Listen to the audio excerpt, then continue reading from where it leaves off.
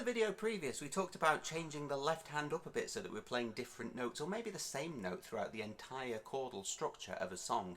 And what we're going to do now is we're going to look at those, use those same examples, so the C major, C minor structures, starting with C major.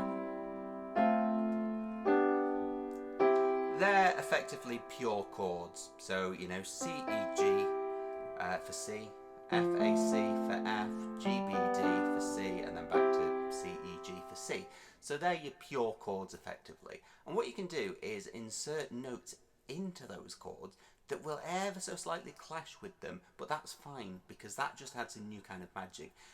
One that's absolutely guaranteed, you know, tried and tested, is the second note of the chord. So that's the one between the first and you know, your C and E, which in this case is going to be a D for C major. So now what we've done is we've gone from that to that. And if we did it in F, it's going to add the G. And obviously in G, it's going to add the A. Effectively, you're pressing down the index finger that you don't want to be pressing down normally when you play chords. So it just creates something different. You don't necessarily want to include it all the time, but let's take that. Let's take that, and now let's put that second note into all the chords and see what happens.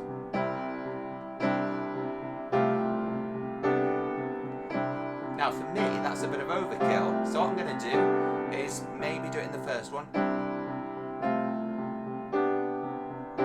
in the C's, and then maybe the third time, and the last time I'll do them all. So we're creating a little bit of harmony.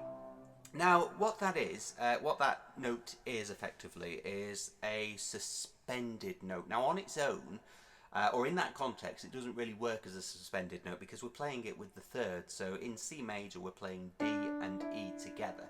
Now, if you took the E out of it, what you can do is replace the E with that D effectively, and you get what's called a suspended second. So it's called a second because that's the interval in the relative scale, so C major. So there's your major second, which is C to D. So there's your suspended second chord by just adding the fifth to it. And the whole point of a suspended chord is it's sort of there to make you feel like you kind of want it to resolve. So it's like it's neither major nor minor. So you kind of want to resolve it to either major, or if you go minor, you want it to resolve like.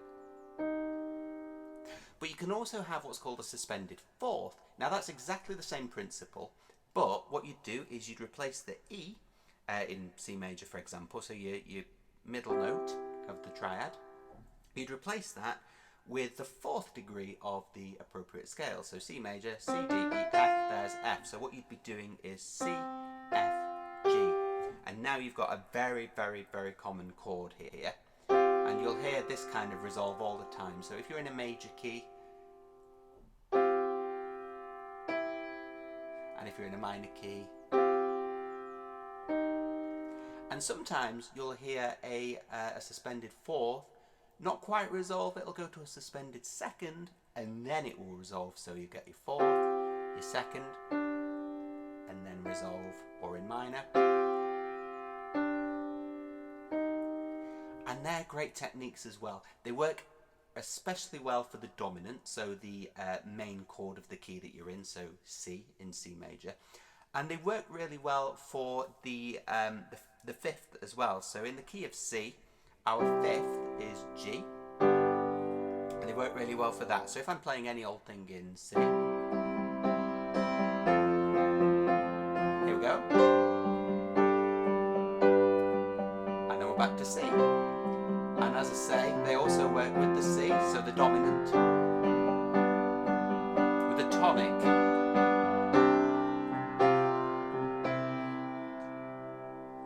the G is the dominant, the C is the tonic. My mistake there, apologies. I'll just, I may go back just in case I forget to delete that. I'll, you know, that was the mistake. C is the tonic, G is the dominant there.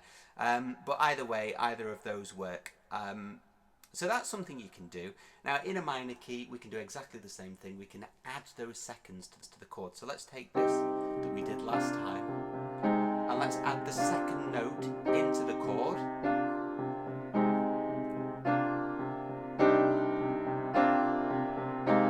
This creates it very foreboding.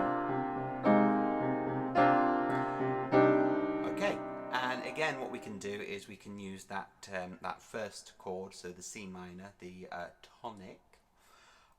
What we can do is consider suspending that.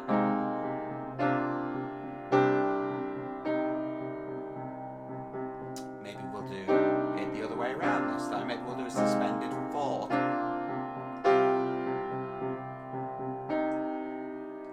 And what's really nice as well is to change the tone completely with a suspended and then go major. Isn't that wonderful?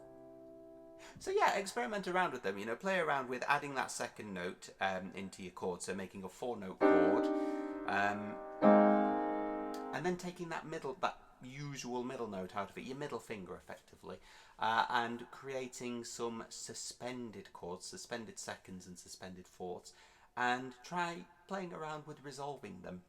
Try playing around with not resolving them as well. I mean, just listen to...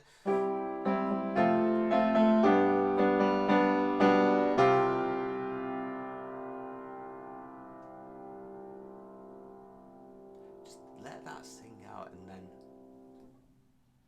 let it just fade away, you know, frustrate your listener almost, you know, you really want that to finish, but you know, you can't. Whatever you want to achieve, you can achieve it with music, and if that's what you're going for, then by all means do it. It's so fun to play around with chords, you know, there's unlimited possibility. There's unlimited possibilities with the absolute basic chords, to be fair. Let alone when you start adding extra notes and replacing notes with these notes, and you know, so and putting these in the bass lines and everything. So just play around. It's great fun.